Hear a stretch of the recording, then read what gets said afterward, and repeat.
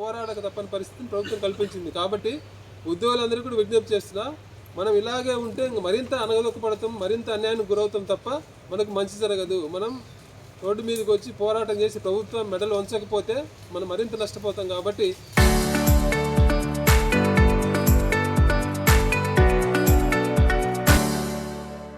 పోరాటానికి సిద్ధంగా ఉండాలని చెప్పి ఉద్యోగులందరికీ మీ ద్వారా విజ్ఞప్తి చేస్తున్నా.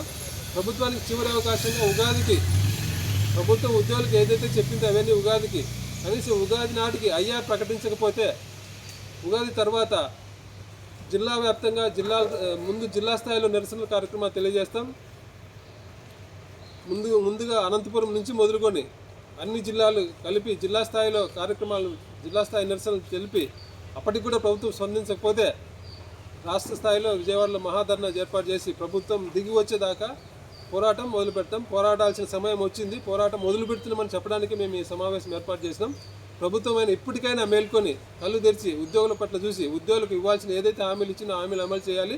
ముఖ్యంగా ఉగాది నాటికి పిఆర్సీ కమిషన్ అపాయింట్ చేయడంతో పాటు ఐఆర్ ప్రకటించకపోతే ఏప్రిల్ నుంచి ఉద్యమం చేస్తామని చెప్పి తెలియజెప్పడానికి ఈ సమావేశం. ఉద్యోగులకు కూడా విజ్ఞప్తి చేస్తున్నా, మనం 2 సంవత్సరాలు ఓపిక పట్టినాం, ఎదురు చూసినాం, ప్రభుత్వానికి సమయం ఇచ్చినాం. ప్రభుత్వంలో ఎలాంటి చలనం లేదు కాబట్టి మనందరం కలిసి పోరాడితేనే సాధించుకోగలుగుతాం.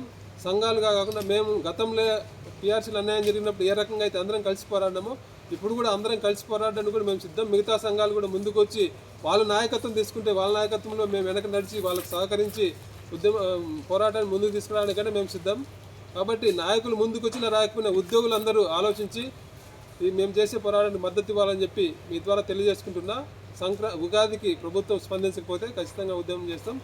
అనంతపురంలో ఏప్రిల్లో అనంతపురం నుంచి ఈ జిల్లా స్థాయి నిరసన కార్యక్రమం మొదలు పెడతామని తెలియజేసుకుంటున్నా. దీనికి అందరూ ఉద్యోగులందరూ సహకరించాలని చెప్పి మీ ద్వారా కోరుతున్నా. Thank you. చరిత్ర సృష్టించినోడు ఇప్పుడు ఆ చరిత్రని తిరగరాయబోతున్నాడు. అబద్ధాల గోడల్ని బద్దలు కొట్టి నిజాలను రాగా మీ ముందుంచబోతున్నాడు. నిజమైన వార్తల కోసం వెంటనే డౌన్లోడ్ చేసుకోండి రా యాప్ని.